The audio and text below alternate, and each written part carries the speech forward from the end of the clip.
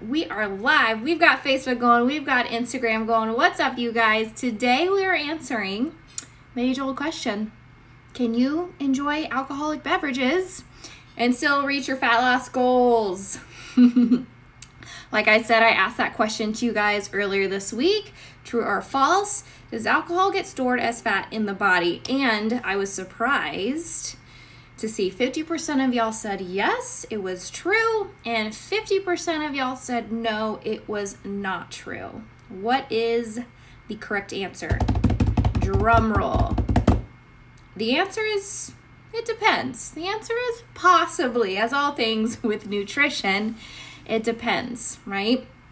So let's talk about what alcohol is. Alcohol is, a lot of people call it the fourth macro, right? We've got protein, carbs, fats, and a lot of people think alcohol is the fourth macro, even though it's not really a macronutrient. But 1 gram of alcohol has 7 calories to it, okay? So not as much as protein and carbs that have 4, or I should say it's more than protein and carbs, which have 4, but not as much as fat, which has 9. So it's kind of right there in the middle, in between those 3 macros, right? It's a separate nutrient called ethanol, and it's processed completely different within our bodies, okay? So does alcohol get stored as fat? It can, okay? The goal here, though, is to still control your total calories while consuming your alcohol. So you want to actually track your alcohol, unless you just don't care. Unless you're just like, whatever, I'm here to YOLO. I'm here to live my life, right? And then it doesn't matter. You do you, boo, right? But if you want to still continue moving forward with reaching your goals, you're probably going to want to track your alcohol as best as you can. And this can very easily be done in MyFitnessPal, and I'll dive into that here in a second, okay? So essentially, when you're consuming alcohol and when alcohol is in your system, you're kind of pressing the pause button on your goals, right? Your body stops building muscle, your body stops burning fat, because now it's doing something else. It's focused on this alcohol that's in your body. So it's stopping everything else. The 2 things that we want to be doing, building muscle and burning fat, right? Those are your goals. So you're just kind of pushing the pause button on that stuff, right? You're not necessarily going backwards, but you're definitely not going forwards, okay? Unless you're just slamming them back so much that you're just getting drunk every single day, right? Then you're probably going backwards at that point, because we want our calories to be controlled. If you're consuming that much alcohol, you're not controlling your calories, and you're definitely going above your caloric deficit, right? At that point, if you're drinking that much. So you're not helping yourself at all, okay? So, once a week controlling your calories, still tracking your alcohol, you're just pushing that pause button, okay? But you're not really going backwards. Anything more than that, every time you do that, you're not going forwards, right? So if you're drinking every single day, every single night, or more often than you're not, then you're just not making enough progress, right? It's just going to slow it down, okay? There's also some data out there that says it affects our hormones as females, right? It inhibits our ability to metabolize excess estrogen in our body. And if y'all remember back to the hormone live I did not too long ago, a few weeks back, if you don't, go watch it, we talked about the importance of estrogen and progesterone in the body and how they have to be balanced. It's like a yin and a yang, right? Neither one can be in balance. So if you've got excess estrogen in your body and you're unable to process that and metabolize it out, that's going to start some of its own problems in your body, okay? A lot of us drink alcohol because we feel like it's a stress reliever. We come home from a long day of work. We just want to have a glass of wine and relax. And we might perceive it as like a psychological stress relief. But it's kind of like overtraining or working out too much. it's kind of the same thing. A lot of us go to the gym because it's our stress relief after a long day of work, right? We got a lot going on. We just want to go hammer it out in the gym. But both of those things are a stressor on the body. So it's kind of like psychological versus physiological, right? Once that alcohol is in your system, your body is stressed out. It's like a toxin to the body, and it's doing everything, it's stopping everything else and doing everything it can to get that out of your body ASAP, okay? Probably the biggest problem that alcohol does is it inhibits our decision-making capabilities, right? So typically when we have a few too many drinks, we start eating things that we wouldn't normally be eating and a lot more of them. And that's where we get into the weeds, okay? So it's not always just the alcohol itself that's too many calories for us. But then, those chips or those cookies or that pizza or whatever it is starts looking a little bit better than it did before. And when we wouldn't have eaten it before, now it's not so bad of an idea, right? And that's where the influx of calories typically comes from. Alcohol plus the food that you're going to start consuming. Alcohol's not satisfying at all, you guys. It does not keep us filled up. Our body goes through it super quickly and suddenly we're starving, right? So it's not satiating at all. So you're gonna eat while you drink. It's gonna happen, okay? It's very unsatisfying. Okay, so how do we track it? How do we track it in our macros? So we can either track it as a carb or a fat, but never, ever, ever, ever protein, okay? Never use it as a protein, okay? Protein, aside from it being the building block to our muscles, protein has a super high TEF. Remember, we talked about this as well when it comes to metabolism and energy balance. Processing protein in your body burns a lot of calories just naturally, going through that digestive process. So we don't want to skimp on the protein because we're drinking alcohol.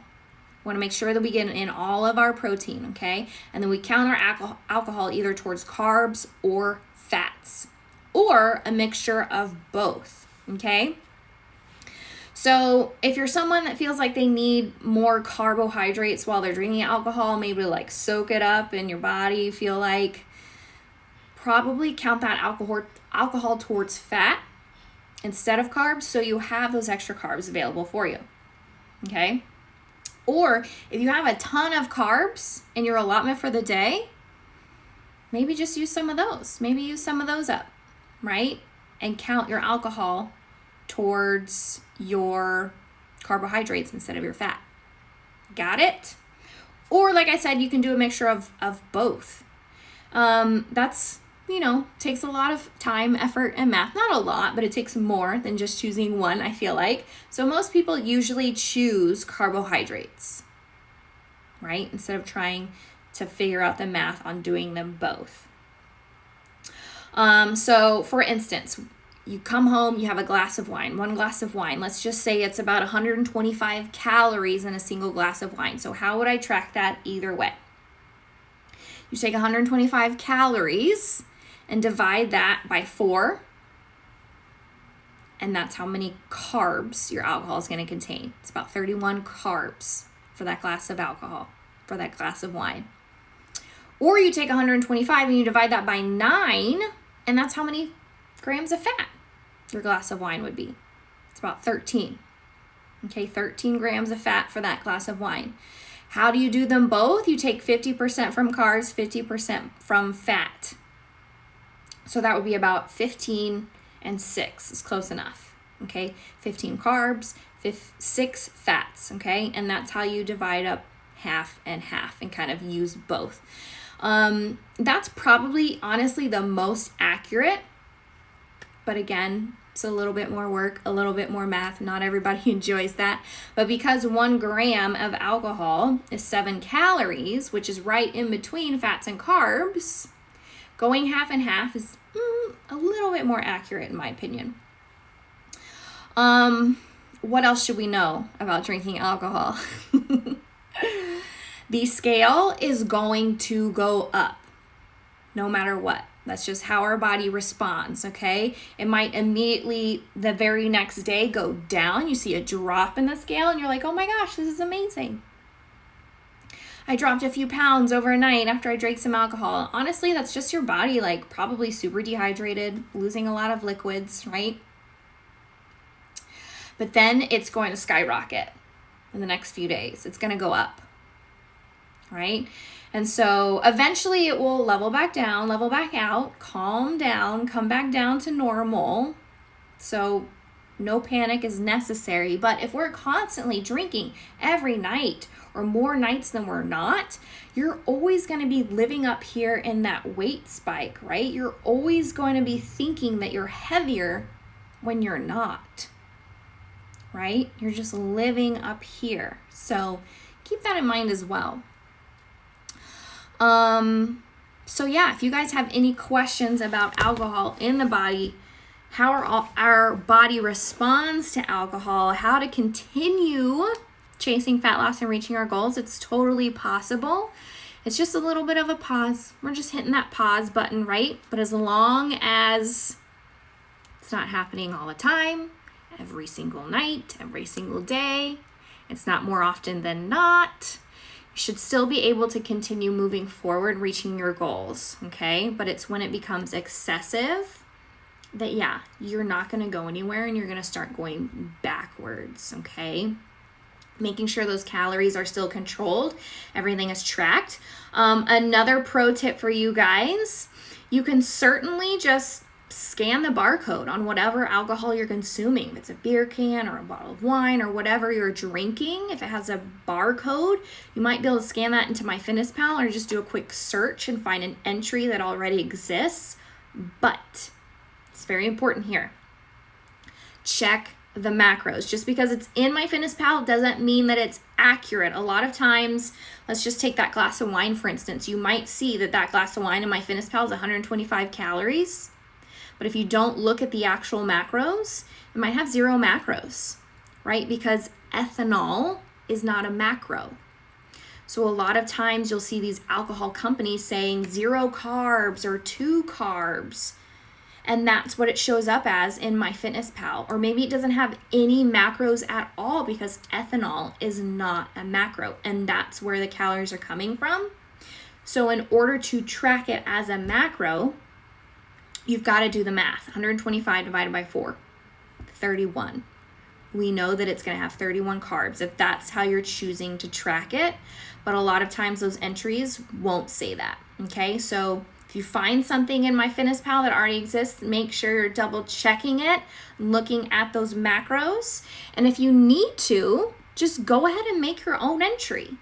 It's quick, it's fast, it takes, 60 seconds, and then it's there forever, and you can always use it, and you know it's accurate, and you don't have to rely on anyone else that might be screwing it up for you, okay? So just make sure you're checking those entries in MyFitnessPal and make sure that those macros are there and they're right, okay? Do the math. It's simple math. Divide it by 4, divide it by 5, or divide it by half and half. Okay, if you guys have any more questions beyond that, just let me know. Drop me a comment down below. I'm happy to reach out. I'm happy to answer any questions y'all have. Have a wonderful rest of your Friday. Bye, guys.